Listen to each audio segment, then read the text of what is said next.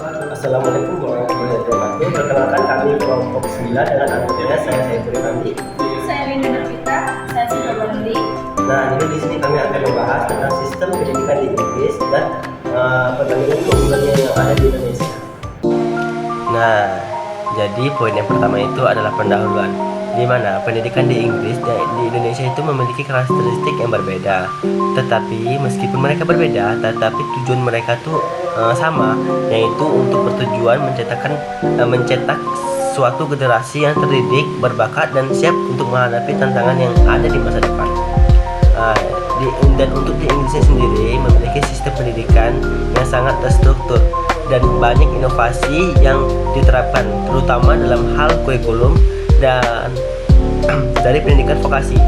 Di sisi lain, Indonesia sendiri sedang melakukan transformasi besar dalam sistem pendidikan dengan fokus pada sistem kurikulum yang merdeka yang bertujuan untuk memberikan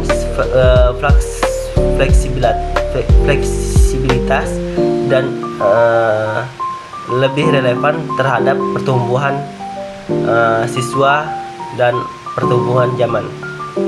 Dan yang untuk poin yang kedua itu adalah sistem pendidikan di Inggris, di mana sistem pendidikan di Inggris ini dimulai dari usia yang sangat dini hingga pendidikan tinggi. Setiap jenjang pendidikan diatur secara ketat oleh pemerintah sehingga ada jalur yang jelas untuk setiap usia dan tingkatan kemampuan anak. Terus selanjutnya yaitu di bagian jenjang pendidikan di Inggris, di mana pendidikan di Inggris ini terdiri dari beberapa jenjang anak-anak, mulai belajar di nursery atau preschool pada saat usia 3 hingga 5 tahun, lebih fokus pada permainan dan pengembangan dasar. Kemudian mereka masuk ke primary atau sebutannya primary school, dari usia 5 sampai 11 tahun belajar. Mereka itu belajar membaca, menulis, dan menghitung. Setelah itu masuk ke secondary school di usia 11 tahun sampai 16 tahun, di mana mereka mulai belajar lebih banyak mata pelajaran seperti sains, sejarah, dan bahasa asing. Lulus dari secondary school, mereka mengikuti post 16 atau post 16 education untuk mengambil A-level atau program vokasi. Setelah itu mereka bisa melanjutkan ke universitas untuk gelar yang mereka tuju atau untuk gelar yang mereka mau ke perguruan yang lebih tinggi. Baik, selanjutnya kita lanjut ke pembahasan mengenai keunggulan pendidikan di negara Inggris dan bagaimana perbandingannya dengan negara Indonesia. Yang pertama, kita bandingkan dari segi kurikulum. Kalau di Inggris, kurikulumnya itu udah sangat fleksibel dan disesuaikan sama perkembangan siswa. Misalnya, anak-anak bisa belajar sesuai minat mereka sejak usia sekolah menengah. Jadi, mereka bisa lebih fokus ke apa yang mereka suka dan bisa berkembang lebih dalam di bidang itu. Nah, beda sama di negara kita ini, di negara Indonesia. Meskipun sekarang udah ada kurikulum merdeka yang katanya kasih kebebasan belajar, tetapi kenyataannya belum semua sekolah bisa menerapkan itu. Banyak sekolah yang masih kaku, belajarnya tetap harus ikut standar nasional dan banyak banget nih materi hafalannya. Jadi siswa belum terlalu bebas buat eksplorasi minatnya sendiri. Nah, yang kedua, kita bandingkan dari fasilitas.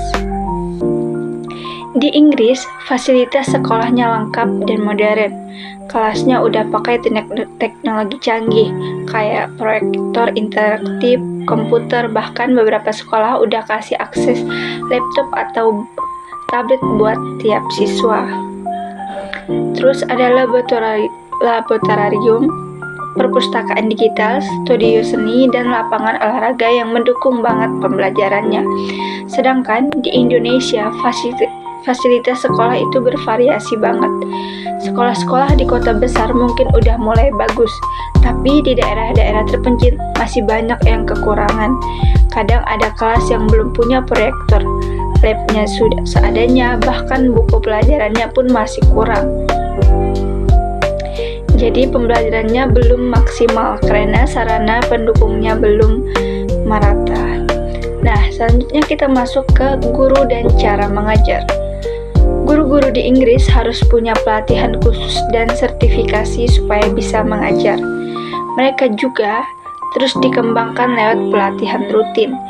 Fungsi guru di sana lebih sebagai fasilitator, jadi bukan cuma ngasih materi, tapi juga bantu siswa untuk berkembang, mendorong siswa buat berpikir kritis dan memberi ruang buat eksplorasi. Nah, kita bayangkan ya, kalau di Indonesia masih banyak guru yang perannya kayak pusat informasi. Jadi siswa cuma dengerin guru ngomong, nyatet terus ujiannya dari apa yang diomongin guru. Memang ada guru-guru yang udah mulai aktif dan kreatif, tapi belum semua. Kadang karena guru belum dilatih dengan metode baru, atau karena beban administrasi mereka terlalu banyak. Selanjutnya ada proses belajar dan penilaian. Proses belajar di negara Inggris itu aktif banget. Siswa sering diajak diskusi, kerja kelompok, presentasi, dan ngerjain proyek. Mereka juga belajar di luar kelas, kayak kunjungan lapangan atau kegiatan sosial. Jadi belajarnya nggak cuma teori, tetapi langsung praktik dan dekat dengan kehidupan nyata. Penilaiannya juga nggak cuma dari ujian, tetapi juga dari sikap, proyek, dan keaktifan siswa. Nah, sedangkan di Indonesia, di negara kita ini, proses belajarnya masih dominan satu arah. Guru menjelaskan, siswa menyatat, terus dikasih tugas. Proyek atau diskusi kelompok ada sih, tapi belum menjadi kebiasaan utama. Untuk penilaian pun, ujian tulisan masih menjadi penentu utama di nilai siswa. Jadi, kemampuan siswa kadang dinilai dari angka aja, bukan dari proses dan perkembangan mereka secara keseluruhan. Nah, jadi kesimpulannya dari perbedaan keunggulan di negara Inggris dan negara Indonesia itu, menurut saya, pendidikan di Inggris ini lebih maju karena sistemnya udah ngasih ruang buat siswa berkembang sesuai minat dan kebutuhan zaman. Nah, mereka nggak cuma fokus ke nilai, tapi juga ke proses belajar yang menyenangkan dan membangun karakter. Nah, sedangkan di Indonesia sebenarnya udah punya arah yang bagus lewat kurikulum mereka, tapi pelaksanaannya masih harus banyak diperbaiki, terutama di bagian fasilitas, pelatihan guru, dan cara belajar yang lebih interaktif. Nah, itu saja yang dapat saya jelaskan. Selanjutnya saya serahkan kepada teman saya. Tipe-tipe sekolah di Inggris. Dalam sistem pendidikan di Inggris, institusi pendidikan dasar dan menengah terbagi ke dalam beberapa kategori utama. Yang pertama ada sekolah negeri, state schools. Sekolah negeri merupakan institusi pendidikan yang sepenuhnya didanai oleh pemerintah dan tidak memungut biaya serta peserta didik. Contohnya adalah comprehensive schools yang menerima siswa tanpa seleksi akademik. Nah, yang kedua itu ada akademis. Meskipun masih menerima pendanaan dari pemerintah, akademi dikelola secara independen oleh yayasan atau badan amal. Sekolah jenis ini memiliki otonomi lebih luas dalam pengembangan kurikulum dan pengelolaan anggaran. Misalnya Art Academy di London. Nah, yang ketiga ada sekolah swasta, independent schools. Seluruh biaya pendidikan di sekolah ini ditanggung oleh wali murid. Umumnya sekolah ini menyediakan fasilitas yang lebih lengkap serta mutu pengajaran yang lebih tinggi. Salah satu contoh terkenal adalah Eton College. Grammar schools merupakan sekolah selektif yang menerima siswa berdasarkan hasil ujian masuk, seperti 11 plus test. Sekolah ini seringkali dikenal dengan standar akademik yang tinggi, seperti Colchester Royal Grammar School. Ada beberapa tipe-tipe sekolah di Indonesia. Di Indonesia, sistem pendidikan formal juga memiliki variasi tipe sekolah yang disesuaikan dengan tujuan pendidikan dan pihak pengelola. Nah, yang pertama itu ada sekolah negeri. Dikelola dan dibiayai oleh pemerintah, sekolah ini merupakan pilihan utama masyarakat karena biayanya relatif terjangkau.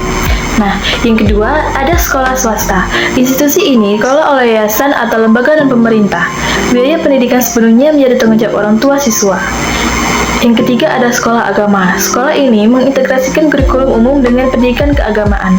Jadi sekolah ini meliputi madrasah dan pesantren. Dan yang terakhir, sekolah internasional. Menggunakan kurikulum luar negeri seperti Cambridge, IB, atau American Curriculum, serta menggunakan bahasa Inggris sebagai bahasa pengantar. Nah, mungkin segitu saja kesimpulan yang dapat kami ambil. Kami ucapkan sebenarnya terima kasih dan sampai jumpa. Nah, jadi itu presentasi yang dapat kami sampaikan. Jadi kesimpulannya dulu, kita bisa melihat bahwa